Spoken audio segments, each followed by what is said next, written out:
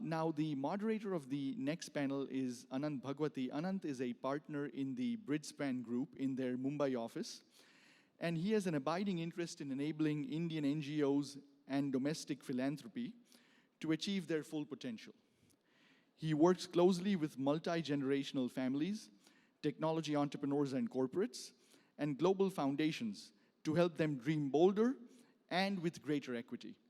So may I have the pleasure of inviting to the stage Anand Bhagwati, who will then introduce his panel.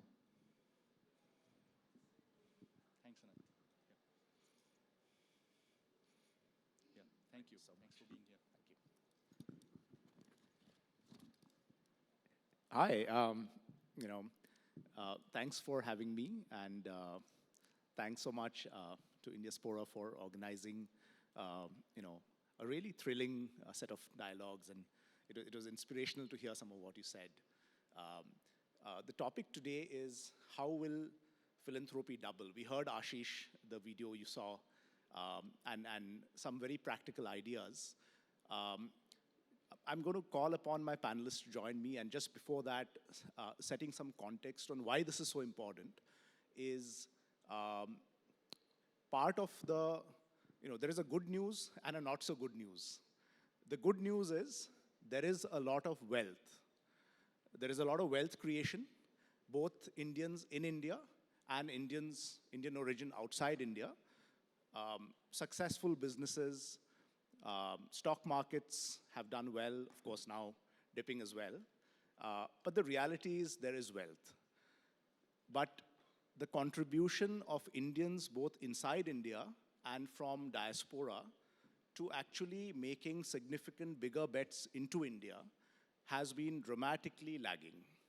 So the wealth curve and the giving curve, especially as you think of bolder bets, has been lagging. So I want to invite my panelists, and it's a pleasure to have Dr. Nalini Saligram, if you're here. Please come, Nalini.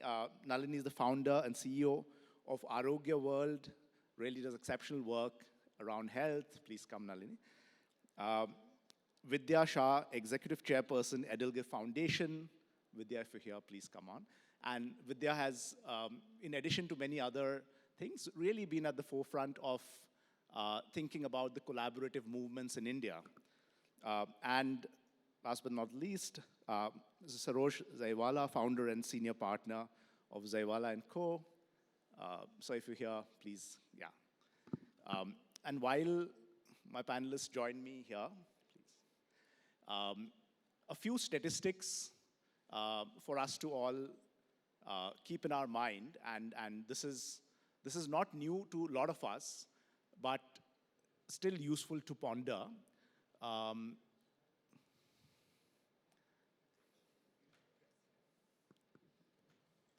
Yes, please. Please. Did we know that as we think about bigger bets, bolder bets, doing more work with the government, etc., still almost 85% of grants in India, that means, gifts which come to NGOs, are 1 year in duration. Ek saal. In 1 year, one expects really the bet to experimentation to happen, things to happen, and the time frame of that grant is 1 year. So that's just one factoid to keep in mind. Secondly, out of lots of the money which is there, in terms of all the big bets we analyzed, 80% still go to museums and educational institutions, which actually have a huge surplus of cash already. And only 20% comes to people who need it, social causes. And the last data point really is the real big difference in philanthropy in India will happen if the group in front of us, HNIs, both in India as well as outside, actually take their giving up. Today, the giving of Indians into India is 1/20th as a proportion of their wealth compared to what Americans give to America. So just these three factoids to tee up the conversation. And I'd love to first maybe start with you, Vidya. pose a question on saying, what could be the role of philanthropy in this context of massive opportunity, but also maybe unfulfilled reality? Maybe you can get us started, and then love to hear Nalini, and of course, from you. I think, you alluded to the fact that culturally, the US has been far ahead of the game when it comes to philanthropy, and especially, I think it's about 3 to 4% of GDP, US GDP, that actually comes into philanthropy. In a country like India, we cannot expect the same ratios. But nevertheless, I think over the last few years, I would say the last 15, 20 years, we've seen this tremendous interest in giving back. And I think as Rohini Nilekani has very interestingly put it as Samaj Bazaar Sarkar, and her latest book also has the same title. Philanthropy has an incredible role in bringing these three constituents, if you will, to really do what they need to do, to keep them on the straight and narrow, to be the glue or the connective tissue between what markets need to do between or among markets, the government, and society. And philanthropy, can hold a mirror and sometimes is a mirror to the state of society because it can really provide those pathways among the three constituents.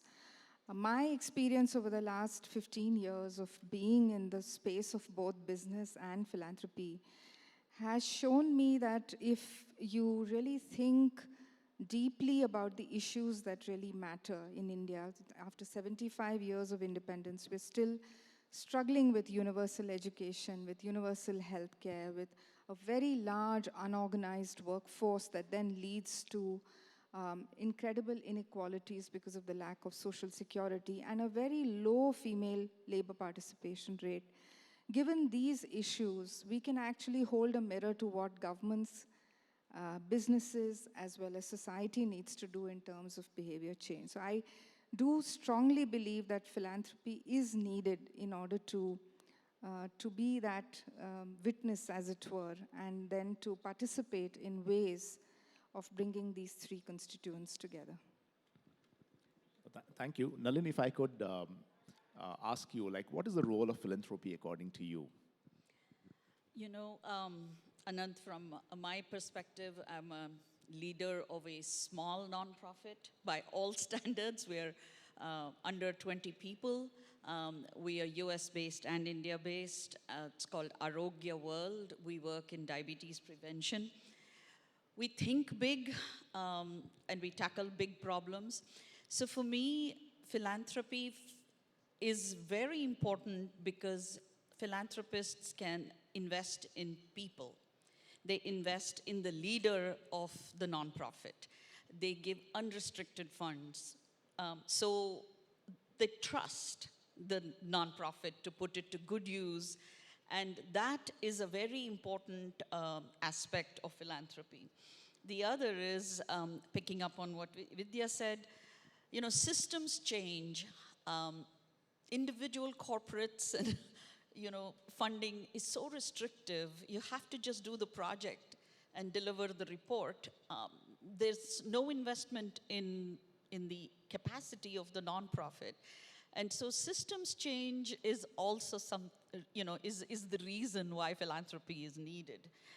Can't do it without some investment and trust in the people, in the organization, in the mission, and in solving the societal problem. Great. So, Sarosh, if I could ask you, from your personal perspective, what is the role of philanthropy? I want to give a slightly different perspective, especially after hearing Didi from Sadhu Vashwani. And philanthropy is not simply all about wealth and creation of wealth and distribution of wealth, but let's take it one step forward. And that is to bring about one world and one mankind, equality of men and women. Because with that, there will be peace and prosperity for all. And therefore, we need to think also differently. Look at the Ukraine war. For what? Nothing at all. And therefore, when we are thinking of one world, one mankind, mankind also equals man and women. Because today, whether we like it or not, even in the West, women have a slightly lower role. And until we have a parliament which has 50% men and 50% women, there is not going to be peace. So I think philanthropy should take one step forward. Creation of wealth is, of course, good. Creation and bring prosperity is wealth and give opportunity.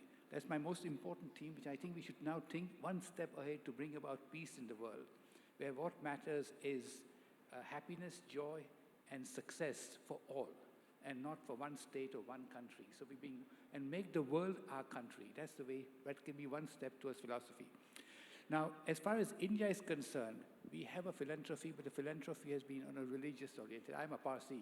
And if you go to Bombay, there are Parsi General Hospitals, Parsi things, non-Parsis cannot come. Now that must change. You can't force it, but you can change it by action, by treating everybody equally. And the other thing about India was the philosophy was to reserve a place in the world. So people build temples, the rich people build temples and other things. Now the world and God is within us. And Paramatma is, Atma makes Paramatma. So we are all part of one God's soul. And that is something which we must realize. So I think we must take this opportunity to think a little differently beyond the usual sharing of wealth. Of course, that is good, but thinking of one world and one mankind. And mankind equals men and women. And I do feel very sincerely that until men and women are equal, there will not be peace in the world. And the wealth is being sort of dissipated in wars and everything. Thank you. Great. You've triggered an interesting thought, Sarosh, and I'll start with you again, which is, in that holistic view, which is about really, and I'm drawing from Sister Krishna Kumari's point, which is, the first rule or the first principle you spoke about was urgency, serve without delay. It's interesting to see that there is good intent, but, it doesn't translate sometimes to the degree of urgency which might be needed. Love to hear from your perspective, Sarosh, what may be stopping the urgency, or what, in other words, in a positive light, may lead to greater urgency of giving, of philanthropy, from your perspectives? I think it is to create your own happiness, because when you give, the happiness comes. Now, I'm a lawyer, and it's difficult for me to say that, but the most important is truth and happiness, and teach people to be truth and happiness, and they teach them to look after themselves. The other thing which we need to do in India, I'm very frank about it, India is still a patronage society. I have lots of people writing to me, can I have a job? But if you look at the West, it's a meritocratic society, and that needs to be changed. The patronage is a part of a colonial hang-up, where the big boys were there and you had to sort of bow down to them. So we must teach self-confidence to the young, that you have every right to do well and every right to play your part in the society. That must be taught as teaching, not by giving. We must not make them beggars, but teach them how to educate themselves and how to do well in life. Nalini, I'd love to bring this to you. And if I, maybe sharpen the question a bit, what would it need for us to see, let's say 20, and there's a term we use at Bridgespan called big bets, a bet which is more than $10 million. And that, by contrast, is about 100 times the typical size of the bets which happen in India.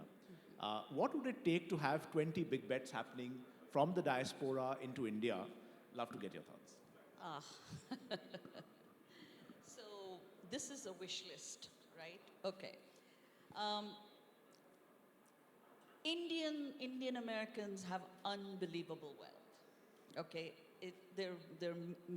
professionals are making a lot of money, and you go to Silicon Valley, you can see there's just a lot of wealth. And they give to educational institutions. There are schools named after, a lot of Indians. They are prominent in educational institutions. They also give a lot to temples and religious entities. I would love to see, and it may be a messaging thing at our end, at the NGO end, where we need to increase our own capacity and educate our donors, but I would love to see some appreciation of the transformative act of giving itself. You give because it improves, fills you with happiness. You give not to climb the social ladder, which happens sometimes, but you give because it transforms you. And so that spirit is being done. It's disruptive now, what Mackenzie Scott is doing, giving these big gifts and the big bets, making the big bets in individual institutions. But maybe something like that, and there is so much hope with the India Philanthropy Alliance, a group of India-facing NGOs that have gotten together to form a coalition. They are doing a giving day, and maybe that'll spur people to give. The India-US entity that's being set up. There's a lot of real hope that maybe they will do something to spur the donors, Indian American donors, to give more because they can. They're not giving. There was a study done by Indiaspora and Dalberg some years ago that showed a gap. The total giving was at $1 billion, and they should have been giving, if they were giving at the same rate as Americans, there was a gap of $2 or $3 more billion. So it is possible to double the Indian American giving to India causes. It's not outside the realm of possibility at all. Got it. And Vidya, you have interacted with so many big bettors, and many of them, Co-Impact, others have given significant capital focused at India. What would be your perspective on if actually 20 big bets had to happen in the next 5 years? What will be the biggest barrier to overcome, or maybe what is the biggest incentive to create for that to really happen after that? So I have a bit of a quarrel with big bets because the moment you start talking about big bets, then you focus more on the giver than on what really needs to get done and what a country like India needs and what its capacity is. If you see, you mentioned Co-Impact, but I would also like to mention the Migrants Resilience Collaborative, which is a $10 million plus bet. And it is a collaborative, so it makes all the more sense. So the bets are there, but this bet, interestingly, has come from the sector. It has come from the grassroots. And to that extent, it becomes so much more powerful because the people closest to the communities know what needs to get done. So when you want to reach 10 million migrant households in India across 6 states working with 4 governments, that's a big bet. But that bet has not been generated by the philanthropist. I don't think philanthropists, honestly, very honestly, and it's highly controversial, I don't think they can generate the bet because most of us don't know what is actually needed when it comes to working with vulnerable, marginalized communities. We don't know. We need to be guided by people who work on the ground. And the big bets have to come from them. And then a bunch of us have to rally around that big bet, as a bunch of us have around the Migrants Resilience Collaborative. Similarly, what Co-Impact has done is actually built the ground so that big bets can be made. Before they make their big bets or their big grants, they actually give design grants that enable an organization or a bunch of organizations to together develop that large opportunity. So I think as a country, we have to really sit back. I personally believe there's a lot more attention on the giving rather than on who is getting it and what are they doing with it. That is my personal belief. Thank you. Thanks. And that perspective is so valuable because in some way, I think what Ashish spoke about what is also a little bit of what is the problem being solved, in terms of education in his case, etc. Love to start with you, Vidya, now. And what will be the one highlight that you've seen? And again, let's see whether there's a diaspora highlight. And if not, that's fine. But an example where Indian philanthropist, feel free to share the name or not, but could actually go down that path of maybe working with the grassroots, providing the right kind of input with humility, but also then ramped up as things happened. Talk to us of any story which stands out to you as, wow, I wish that happened more. And of course, I'd love to hear from all of you on that, but maybe we could start with you, Vidya. I think when my personal, all my work actually through EdelGive Foundation has been with highly marginalized, vulnerable communities. And I spoke earlier about the issues that we still continue to fight, whether it's lack of universal education, lack of universal health. We're failing our women when it comes to inducting them into the labor force. We're failing our migrants and our unorganized workforce by not providing them the protection as we saw what happened to them in the midst of COVID. My experience, therefore, has been, very limited to a few people that I truly admire. And that's because they've been able to really learn and be open to being taught by grassroots organizations. And I think Rohini and Nandan are some of the best, they are the best examples actually. They do very different work individually and collectively, but really working with systems, whether it's, looking at platforms for open source platforms for education, for financial systems that enable every Indian to access the financial systems and the payment systems in this country, or Rohini's work, which is largely around water and really transformative work in water, in women, and looking at the issues of how we bring men into the dialogue when it comes to women empowerment. There is so much that she has done just by listening to what communities are telling her. I also hugely admire Azim Premji and his whole team at the kinds of fairly big bets that they've made across the board. I mean, what the foundation is doing when it comes to universal education, working with district education administration systems, and really partnering with them in ensuring that government school children have access to quality learning. I think these are, really hugely admirable, the kind of work that's being done.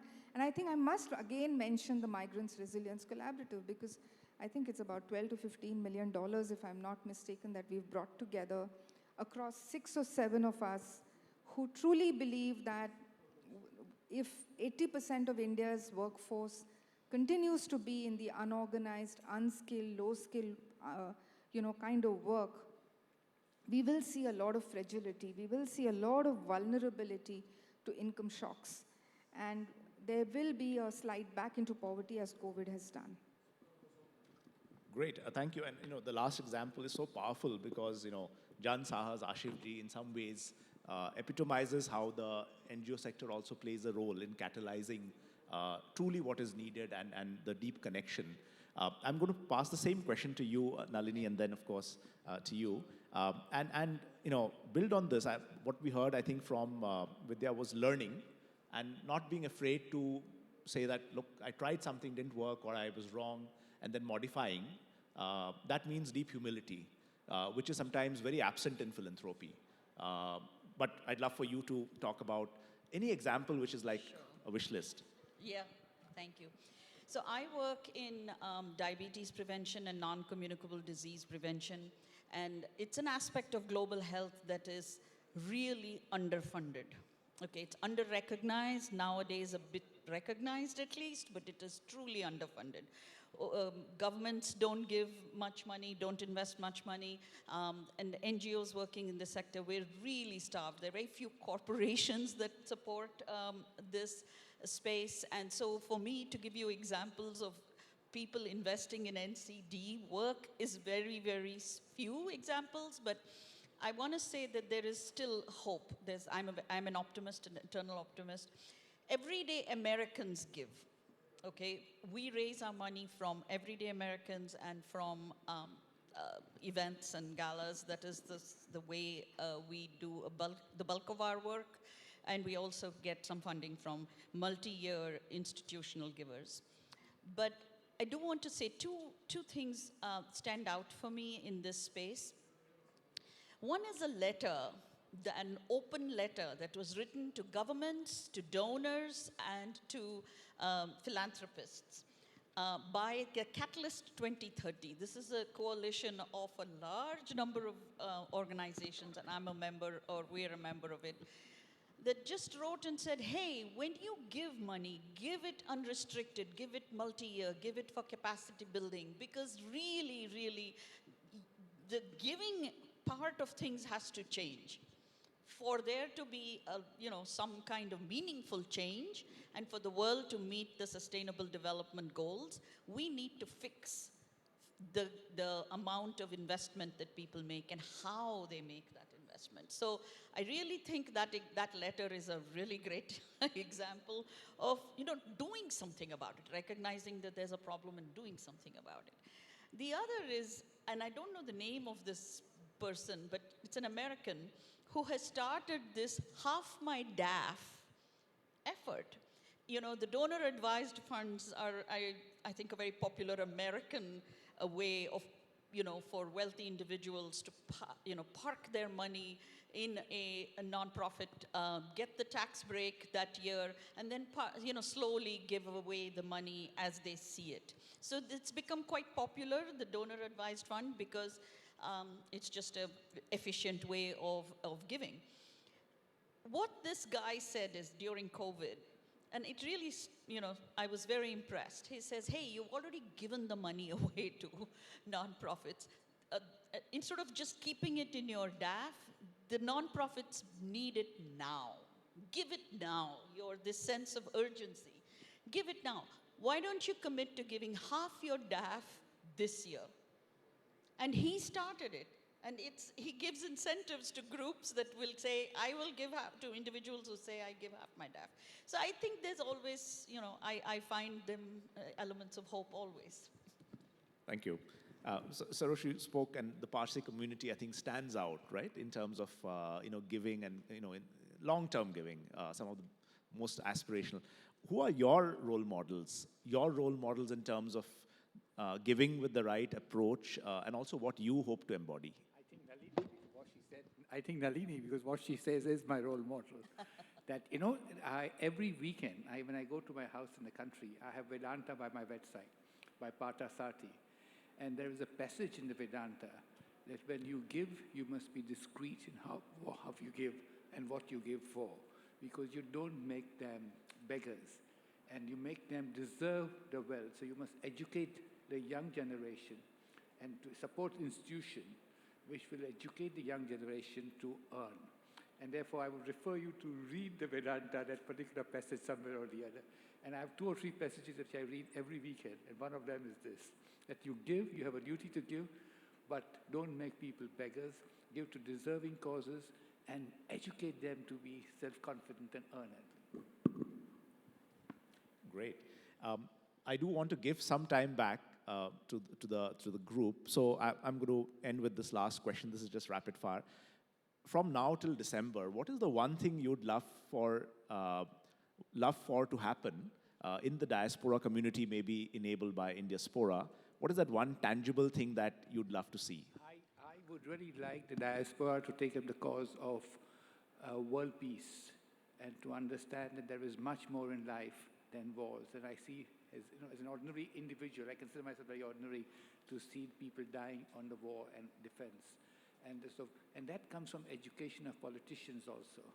That, okay, there was an era of wars, but that was there 100 years ago when the modern communication gadgets were not there, so people were suspicious of the neighbors, what they were doing. Now we know everything what is going on. Even the government, if they wants to know my mobile phone also. So why do we have to have fights and wars? Why can't we live in peace? And that's something also is a way of a philanthropy to bring about a better and an economically more prosperous world, which is fairer world for rich and everybody. There's no rich and poor. Everybody has a good life. Got it. No, that's inspirational. Nalini, Okay. what's your call to action? Well, we, the organization that I represent in India, we're called Arogya World India Trust, and we don't have FCRA. So I want FCRA for my organization because it is going to change the trajectory of the work we do. So that's why I want the regulations to be favorable to Arogya. What is NCRA? FCRA, Foreign Contribution Regulation Act. Okay. Vidya, over to you. If it's a question to the diaspora, I would say that please come and visit Goonj or Jansahas. These are organizations that Indiaspora has supported in the past. We have a bunch of incredible organizations in this country. Please come and spend time in the field. Great. And just to, firstly, thank you to all of you. The one call to action, building on, I think, what Vidya is saying, and I heard this from 2 or 3 people who have gone down the journey, spending a week on the ground, actually interacting with, the people and seeing the pride and dignity they have with Goonj, Jansahas, few others, is potentially transformative. What this forum will give will pale in comparison to that 1 week spent. It's a huge investment of time, but if Indiaspora can actually do that, it could actually create pathways towards doubling philanthropy. So with that, thank you so much. Anand, can I just make one statement? Please. That it is so good to see Indian diaspora. I come from United Kingdom, and to have a group of Indians meeting together to make India better, and that's a tremendous idea. I think it's the first time it has been done, and I hope it becomes worldwide. And what matters is that we want to do something to make India a better place for everybody. So congratulations, and thank you for inviting me.